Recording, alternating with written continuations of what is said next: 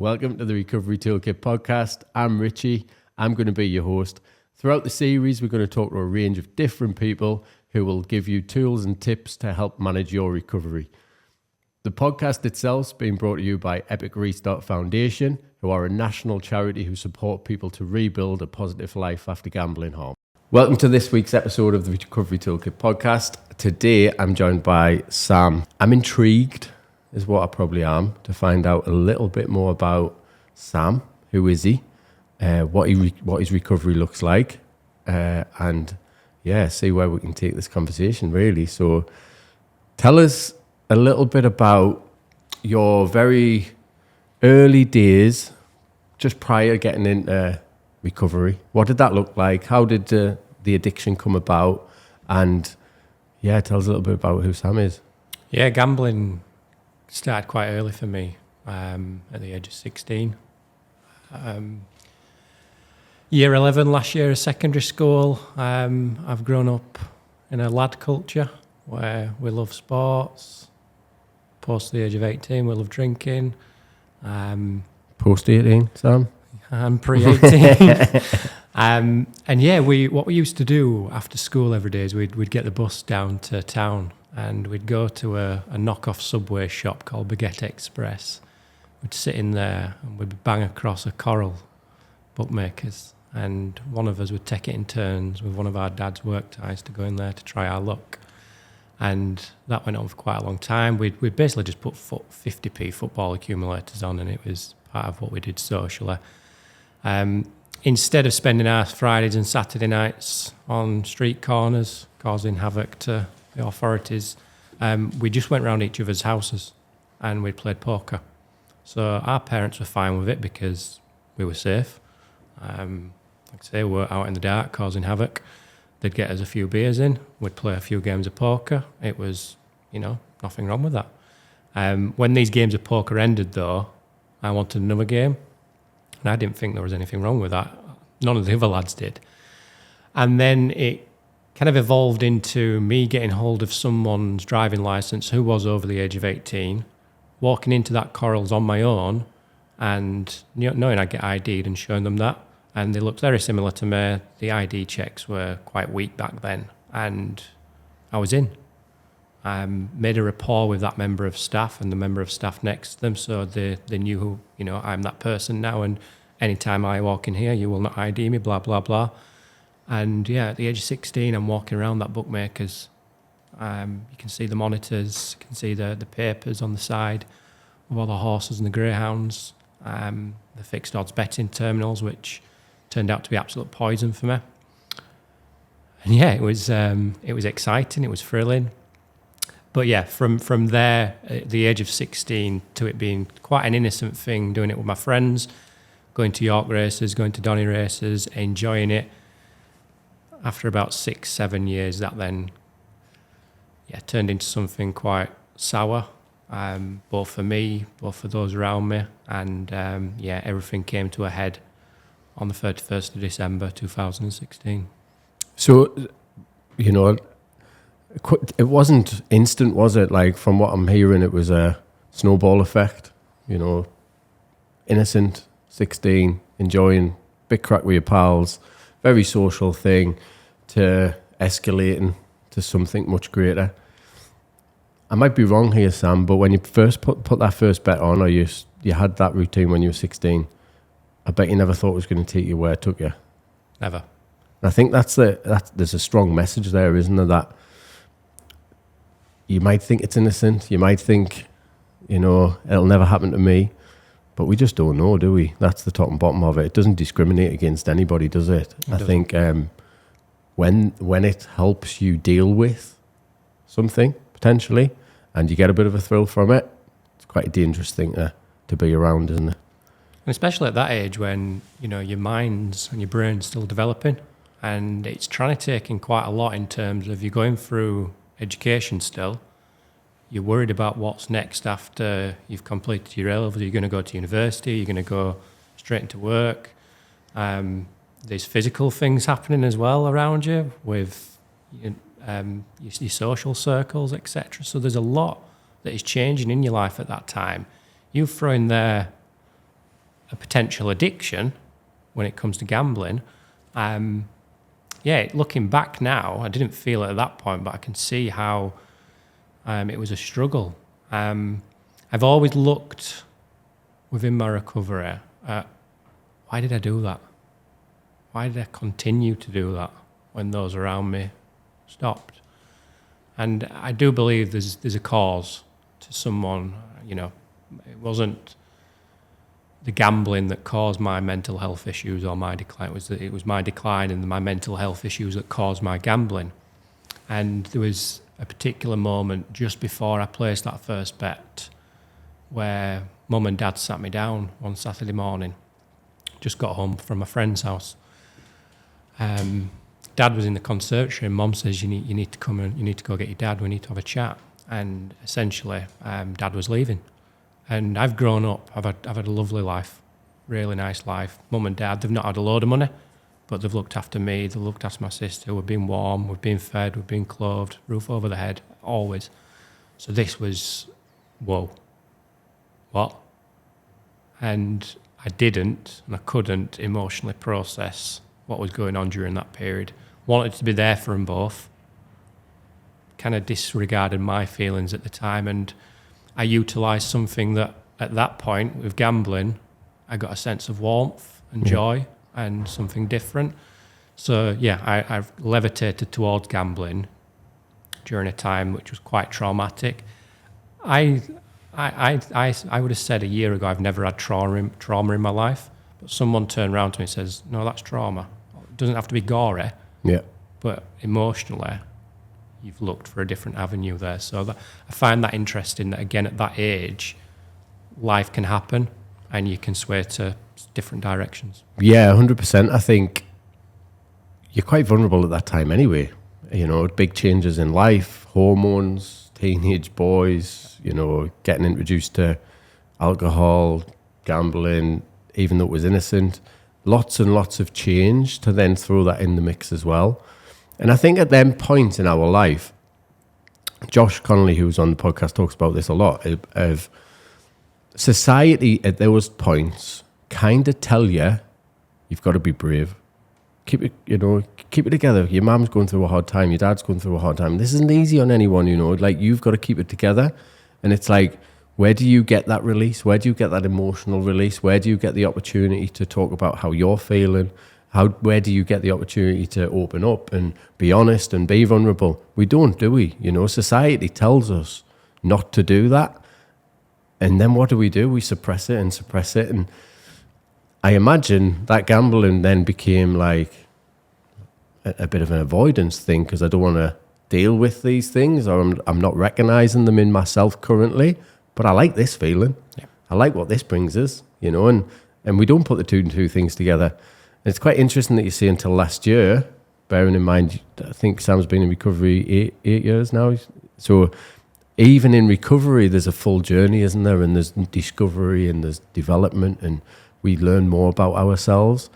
And there's a lot of people that I've worked with in recovery who go, no, I've had no trauma. And I'll say, let's go for a coffee, and tell us a little bit about yourself. Oh, well, now do you see that there's potentially been trauma? And for me, trauma can be as simple as your basic human needs have not been met at a specific point in your life. And that can cause trauma, because as kids, we see the world very different, and even parents splitting up. I would imagine, Sam, at some point you've questioned, was this my fault? Because that's what we do as kids. Yeah. We make it about us all of the time. And it probably wasn't, Sam. That's the top and bottom of it. I don't know the ins and outs. It might have been. I don't know that part of your story. But at some point, kids will make everything about them. And no matter what's going on in the world around them, that can be traumatic. Yep. And how that shows up in their body and how that's stored in their body later in life manifests in so many different ways. In me and you, it manifested into addiction. In other people, it might manifest into depression. It might manifest into anxiety. Might manifest into bipolar. They're kind of the causes of the knock-on effect that come to things later in life. Yeah. I think what you just described and what you said there is just so potent for people to hear. We don't recognize it at the time. We don't even recognize it when we stop. we don't even recognize it in your first 7 years of your recovery, Sam, until we have one of them moments. What was it like when you had that realization? Oh, it was someone quite close to me who, no, that is trauma. And then you go away and you analyse it a little bit. And the interesting part around, me blaming myself, it wasn't my fault.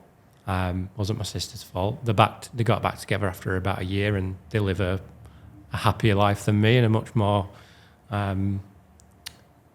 wonderful life than me. They're away every bloody weekend. But it's interesting that I think they blamed themselves a lot when my gambling surfaced, and I think that's just natural as a parent and a caregiver. But again, as much as they can say to me, "You're not to blame," they're not to blame for my addiction either. Yeah. And in terms of those light bulb moments, there's been plenty of those light bulb moments throughout my recovery over these last 7.5, 8 years.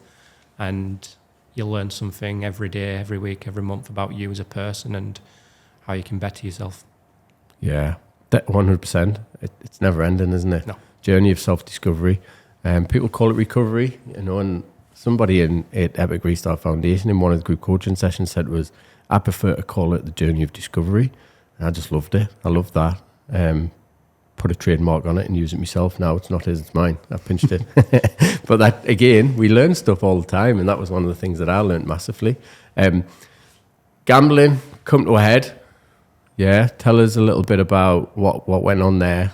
What was the kind of rock bottom, we like to call it for some people? Was it a rock bottom for you, or was it just a realization? And what went on for you, and then how did you get help after that? So basically, we're going into 2016 now, and in the August of 2016, on the bank holiday, towards the back end of August, I was getting ready to go to a local festival for the weekend.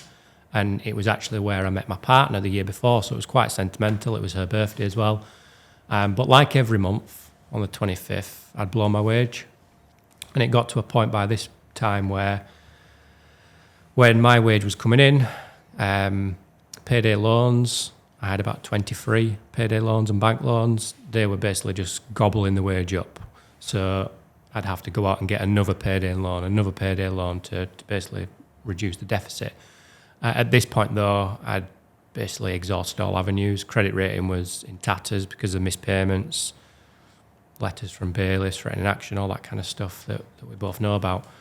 And there was one option left, and I got invited to a face-to-face meeting in Leeds for this loan company, which I felt was bizarre because everything I did was online.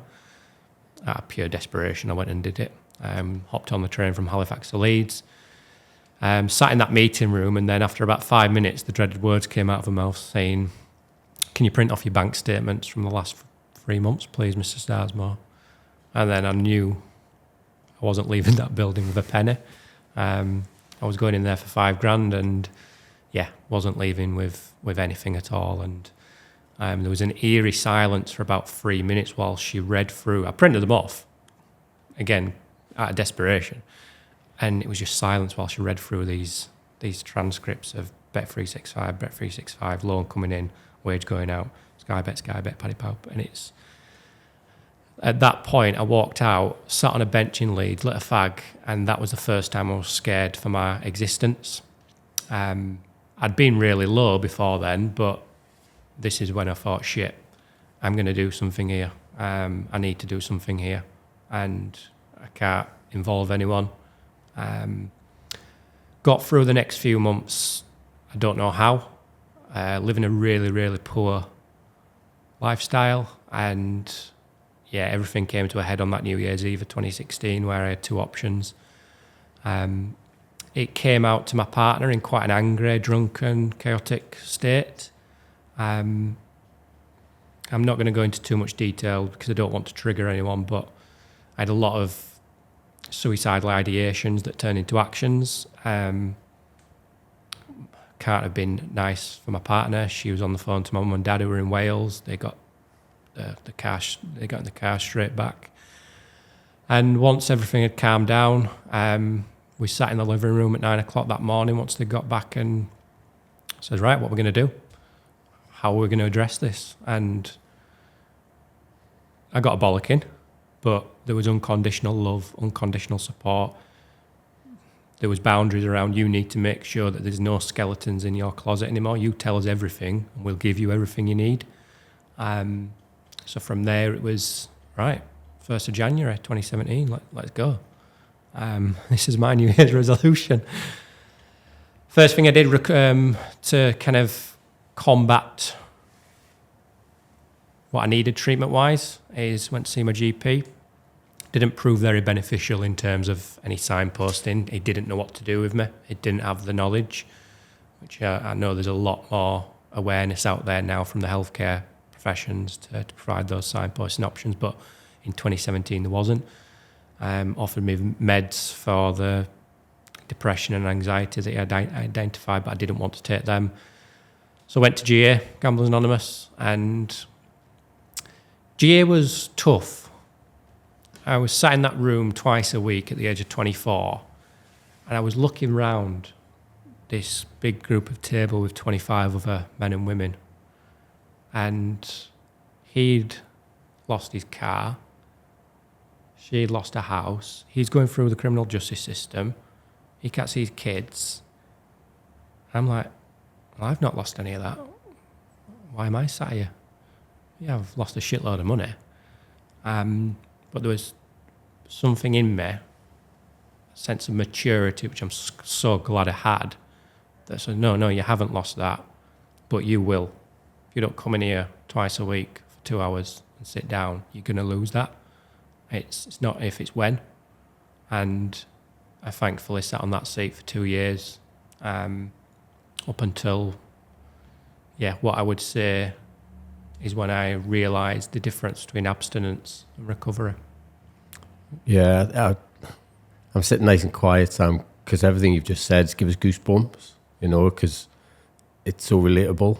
I'm pleased you sat there to get you to this point. But that's what you mentioned there, going for that loan, coming out there, sitting in Leeds City Centre and just not having any hope, really, is a sad place to be, isn't it, for anybody that's gone through that addiction, or any addiction, or even not even gone through addiction, but gets to that point in their life where they feel like, there's no hope for me. What I hang my hat on is trying to provide that hope. We both sit here now providing hope for people, that we've been to that point and we've come out the other side, and we're now living a more fulfilled life, and we've got more stuff in our lives now. You mentioned there unconditional love. It's important, isn't it? I think everybody has a right to deal with the effect in their own way, but having unconditional love from those around you can massively help and support you. Not everybody gets that, and that's part of addiction and what goes on, but hopefully by doing stuff like this, talking about it, increasing awareness, doing sessions with people, we can hopefully support not just the individual, but hopefully support the families and the affected others as they get known for as. But yeah, the family is especially something that we think we can potentially help a lot of people with. It's massive, the family, and I'm really lucky, really, really lucky. Mum and my partner came to GA with me. They sat in the room opposite in Gamanon, which is a support group there for those who are indirectly affected, and they educated themselves on the addiction. Didn't have to, but I think when you love someone and you can see the good in someone, you'll try find out why they're acting that way, why they're doing what they're doing. Is he doing it on purpose? Is there a reason behind it? So I'm really lucky in that respect that, that they have been there every step of the way. They still worry sick about me. My wife dropped me off at the station this morning, and she found out this morning that someone she went to school with committed suicide last night, and his wife, he's having a baby in 3 weeks, their baby. She's just beat cancer as well, and it's just broke her heart that people go through that kind of stuff. And she just messaged me whilst I was on the train saying that, it's really, really, she can't stop thinking about that guy. Please know how much we fucking love you, and we don't know what we would ever do without you. I want you to always know that. Please, please know you can talk to me about anything ever. That's 8 years down the line where, she's still reminded about what happened on that night. And she could have walked away within the hour. And if she did, I don't think I'd be anywhere near where I am today or even here. Again, I'm lucky. I come from a really lucky and privileged situation to say this. But that's been a monumental part of me getting through certain aspects in recovery, and it's not always easy. As we were saying up in the lift there, life's life, and you can have shit days, and just making sure we can equip ourselves to make sure we can deal with those shit days and enjoy those good days. We've put ourselves through a lot of pain, a lot of hurt, a lot of constant running in circles. Now let's make sure we enjoy the good times. Yeah, there's so much I could dive into with that, Sam. Life is life, isn't it? That's what we've got to come to terms with. We've got to be able to deal, like you say, with the tough times, and we've got to then be able to enjoy the good times. And it doesn't matter how good life can get, there's always something comes along and bites you on the arse at some point that you don't see coming and you need to try and deal with. GA was early days, big part of your life, helped you. What did you get from it? What were the big things you got from going to GA? I think GA for me was structure.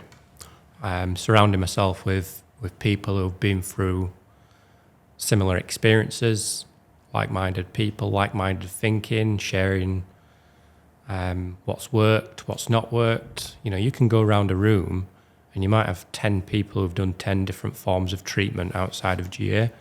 You'll go around that same room and 10 people have done 10 different forms of gambling, but you all end up at the same place come the end of it. So it's taking the golden nuggets from each meeting. And I did struggle, and I had to get my head around the kind of principle over personalities kind of mantra.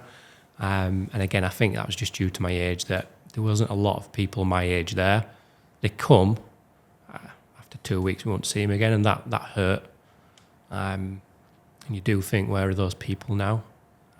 But you've just got to think about yourself in those situations as well sometimes. But yeah, it got to 2019 and life was good. I was 2 years abstinent. Mental health was getting better. I was paying back these debts. And yeah, got complacent.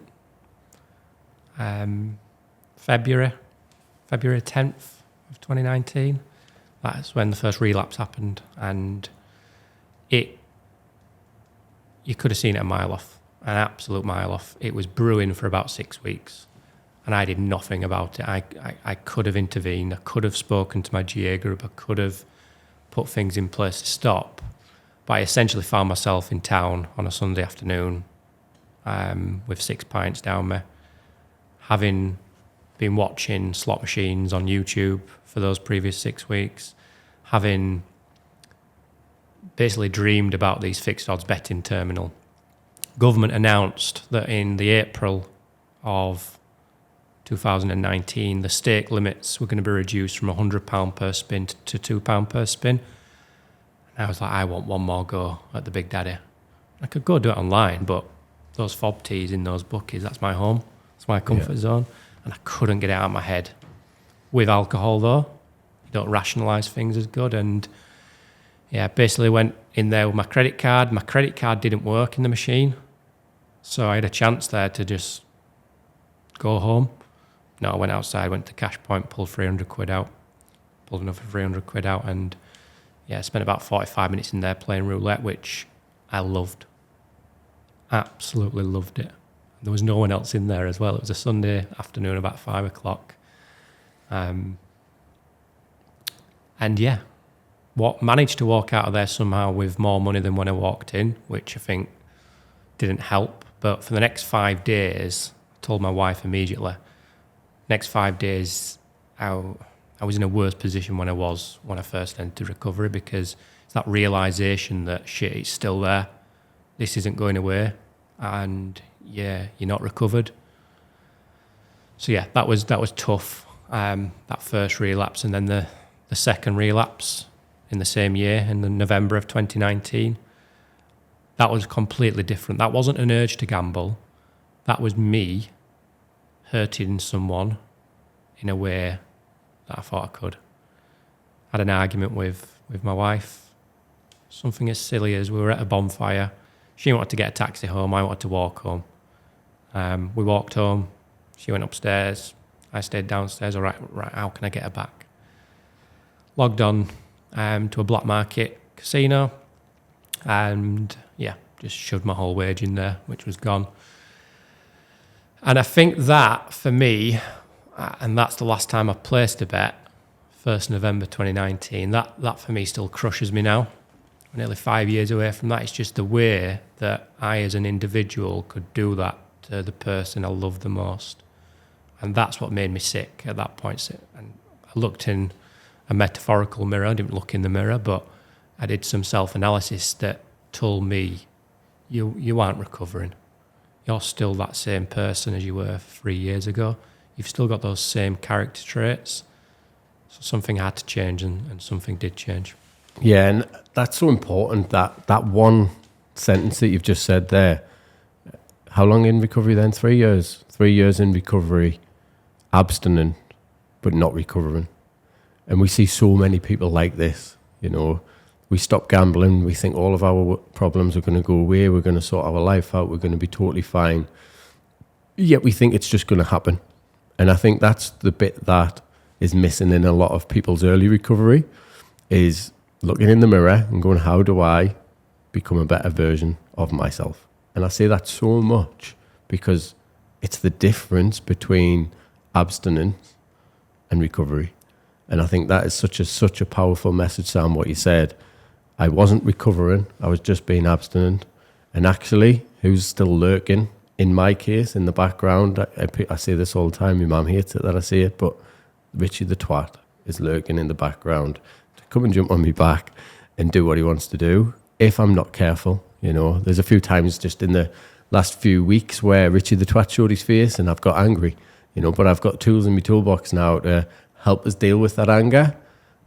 Sometimes really well, sometimes not so well, but I deal with it and I don't go down that path. But that's where we get to, isn't it? Like, if you don't do the work, is what I like to say, it can take you straight back. Take you straight back. From that moment, Sam, what changed then? Because I know now, Sam's is a different version, you know. So from 2019 to now 2024, tell us what changed and what was the things that actually have made a big difference to your life now, Sam? At that moment in time, I needed someone to help me on a side-by-side individual basis. So I went out and I got a sponsor, Dan Spencer, who was 2 years in recovery himself. We lived at completely different ends of the country, but we made it work. And we went through the 12 steps of recovery, which I always pushed away because I'm not spiritual. No, I don't need that. 24, I want to live my life. I did need it. And I'll always say, Rich, that I'll say now, I'm really glad those two events happened. Not at the time, because they were soul destroying, but it's allowed me to morph into the person through those learnings. There's a great book by Matthew Syed called Black Box Thinking, whereas essentially if a plane crashes, you open that plane up in the rubble, there'll be a black box in there, and that'll tell you everything that went wrong to cause that accident. I've got my own little black box, which when I do something wrong, I don't moan, I don't blame myself or others. I'll analyse what went wrong, why did I fail, how did I fail, what do I need to do to make sure I don't do that again. So the relapses for me, I don't, say they should happen, but learn from them if they do happen, because, this is an addiction, respect the addiction. And at that point, like I say, Dan took me under his wing and we went through those steps over the part of about 18 months. I then stopped going to GA and I joined an online support group on Zoom, which I helped kind of set up with a friend in America who I met through a podcast. well, 5-6 years down the line of that starting. There's meetings every day now. Topic based, there's 153 members worldwide, so that's a really, really good tool for anyone who just wants to jump on for an hour a day, 1 day a week, 2 days a week, 3 days a week. So that helped a change of scenery, change of people. As part of the 12 steps, I wrote down all my character defects, and there was 108 on an Excel spreadsheet, which I think I've still got saved somewhere. And that was a realization more than anything that I'm not those 108 things every day of the week altogether, but that's my makeup. And do you like that? No. Okay. What are we going to do about it? So there's been a lot of work on me, and naturally you want to do things 100 mile per hour. I want to change this. I want to be less selfish. Okay, I'm going to go stick £2 on the floor next to a bus stop. That's me not being selfish now. No. You embed things consistently so that habits start forming. And that's one thing I learned, that I needed to put the ego to one side. And I wanted it. I really did want it, but it was about doing it then. Yeah, and 12-step recovery has a place in my heart, because without the 12 steps, I would never have started the journey, so to speak. And that was the thing that was missing in my GA meetings, prior to my laps, was there wasn't a program. It was just turn up, tell everyone how your week's been, and then go home again. And for me, the program was so important. The program was where the work really started, because that's when I found out who I was. I was sitting in GA and I was abstinent, but I didn't know who Richie was. And that was what the 12-step program initially brought in my life, was it started a journey of discovery. So I'm so pleased you mentioned that, because it is important, I think. Obviously you started the online group, you get a lot from that as well. Life's not been plain sailing though, Sam. How do you manage struggle now? How do you manage the hard times? I think we said it early on, you've got to learn to manage the hard times to enjoy the good times. How do you manage the hard times? What's Sam got in his toolbox, or what's the tricks and tips that you potentially have learned over them good 5 years of recovery that are helping you now? I think that the one thing that underpins anything that happens in my life that kind of brings me down is communication. I've never, ever been a communicator, and still to this day I'm not perfect, and people do need to drag stuff out of me, but there's a select few who I will speak with about anything, and that's through building relationships with them, finding that security with them and that comfort. One example is, I think we're going back, 3.5 years now, we had the fantastic news that we were expecting our first child. And you go through that euphoria in the early days of, wow, our life's going to change. Let's go look at that spare bedroom. What do we want to do with it? What names? And after about, I think it was 18 weeks, we found out that we lost the baby. And that crushed me.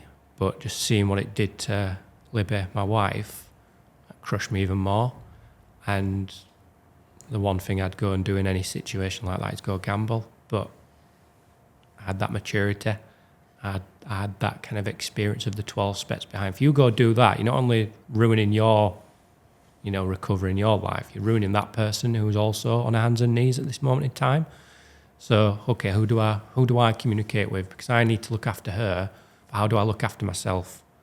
So the first thing I did is I spoke to my online support group in tears, like really, really bad tears, like ugly tears.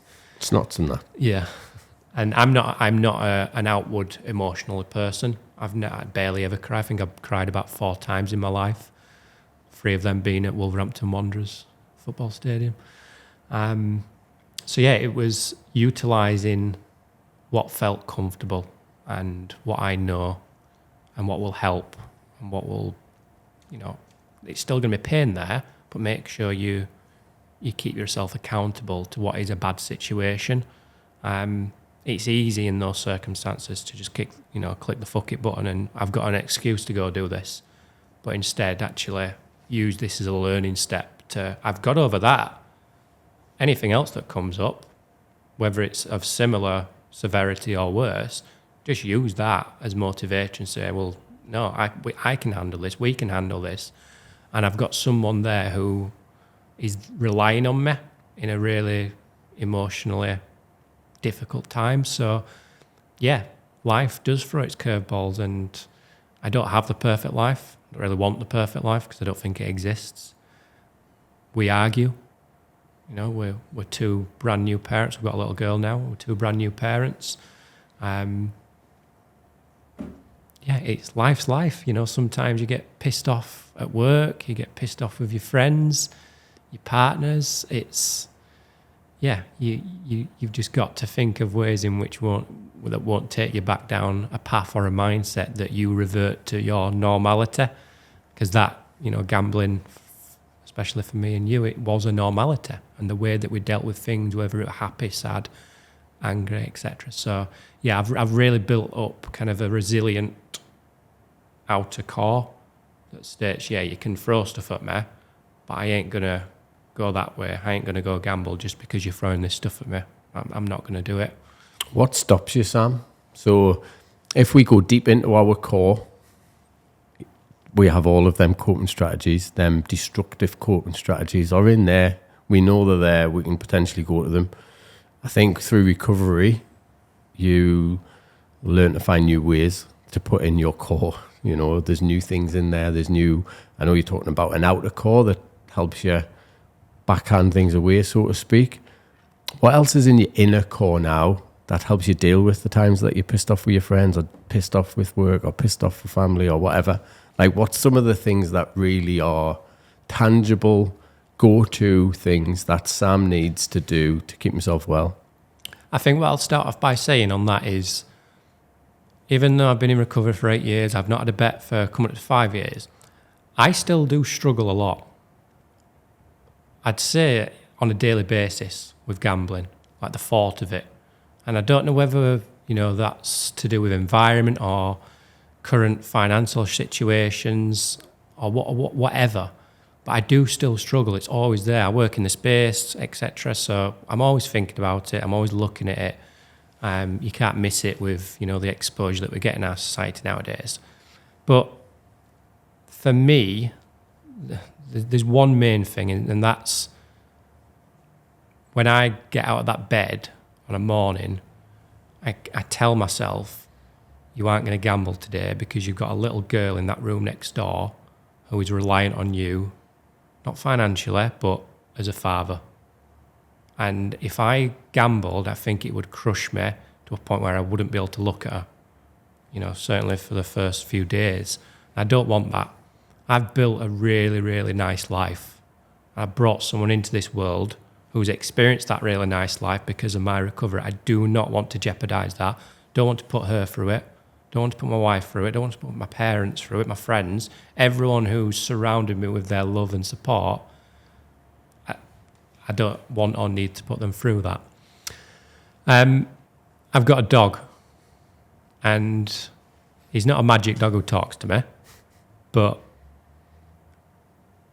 I don't know. It's taking him out 2 or 3 times a day, putting the earphones in, putting a podcast in, and just being out of the house for half an hour. That for me is a lot. It's a little, but a lot, where I can just be on my own, be with my thoughts. I'm doing something good for me. I'm doing something good for him. He's a whippet, so he's one of the most affectionate breeds out there, to the extent where he's got his bony neck in my back every night in the bed.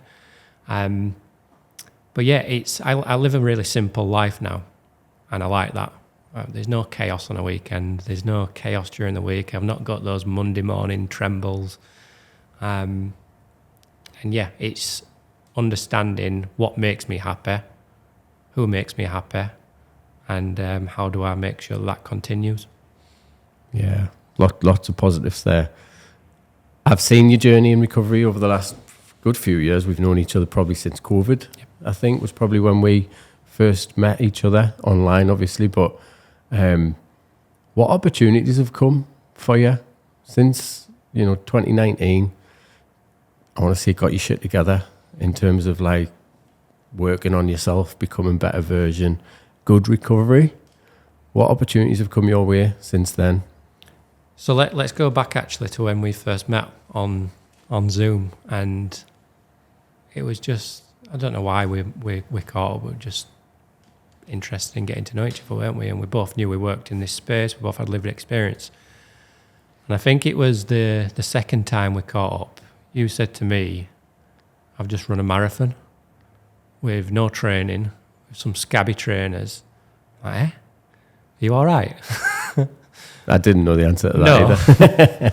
But for me, I'm easily inspired. I love to be around people who inspire me, who make their lives and other people's lives positive, because that has a rub off on me. And seeing that happen, that got me back into running. So I've always been quite a fit lad growing up and played football, played sports, etc. Ended up doing my first marathon in 2021. I did 119 laps of a cricket boundary. Yeah. Insanity. Going around in circles, which was quite, reminiscent of my gambling career. And 2 months ago in August 2024, I did an ultramarathon, again, going round in a 5K circle this time, doing 55 kilometres. And for me, there's two reasons why I put myself through those physical challenges. One, because I need that rush, I need those dopamine hits. I know it's beneficial, I know it's healthy. But two, there's a part of me that constantly wants to punish myself. And I don't know if this is healthy, and whether you're going to cart me off to a psychiatrist after this. But there's always been a part of me that thinks you've done wrong, so you go and feel that pain now. Where are your boundaries? And that helps me get through these really tough challenges. Getting up at 5 o'clock on a Tuesday morning when it's pissing it down, it's cold in winter, it's not nice, but it's character building. And that's a little bit of my makeup in terms of I like to punish myself. I like to get myself through those barriers and see how far I can push myself. So yeah, that's been great in terms of the running. Obviously starting a family, I wouldn't have financially been able to do that. I wouldn't mentally been able to do that, and it wouldn't have been fair. And as you probably could have guessed by now, that's the biggest thing in my life and the number one thing in my life. Just slightly in front of golf, which I love golf, and I'm on the board of directors at my club. I do a lot of volunteering work there. I'm head of golf. I saw all the competitions, all the handicaps. And golf, for me and my friendship group, we've gotten to that age now where we're too old for football. We've got these whippersnappers pacing past us by 5 yards, and it's not fun for us anymore unless we drag them down. So we thought, what else can we do that's competitive and that'll keep us together? And me and my pals, we've stuck together since school, and we started playing golf. And although I said right at the start that we've grown up with this kind of butch lad culture, we're now a group of mates who will talk about our feelings and we'll support each other. And we do that by saying, should we go have 9 holes on a Wednesday night? Because we know someone's having a bit of a tough time. And for me, it's just creating your environments to have those discussions and make sure you nurture those friendships. So yeah, I've got a lot to be thankful for. There's a lot of work that's gone into it, but as with a lot of people who are successful in their recovery, it's about the support mechanisms around it, whether that's people, places, things that help you, things that are within your toolkit. And your toolkit will change. I haven't run a yard since August, so that's not in my toolkit anymore. And you need to make sure that when something does drop out for the right reasons, you put something else back in. Yeah, and it's never ending, isn't it? It's evolving all the time, I think. And that's something I think is really important for people to hear is just because it worked for you then, it doesn't mean it's always going to work. And just because it didn't work for you then, doesn't mean it's going to work. It's not going to work for you now. So being open to the idea of trying new things, trying old things, trying things that work, trying things that didn't, like just evolve and see what actually is going to benefit you at any given time of your recovery, I think is so important. I think there's been loads of pearls of wisdom there, Sam. I think there's loads of golden nuggets for people to take away. And it's been a journey. It's been a pleasure to watch. And thanks for coming on the podcast, and thanks for sharing your journey. Cheers, Rich. Thanks for listening to the Recovery Toolkit podcast. If you took something positive from it, then why not subscribe? If you or somebody you know has been suffering gambling-related harm, why not head over to our website where you can join our community? The link is in the show notes.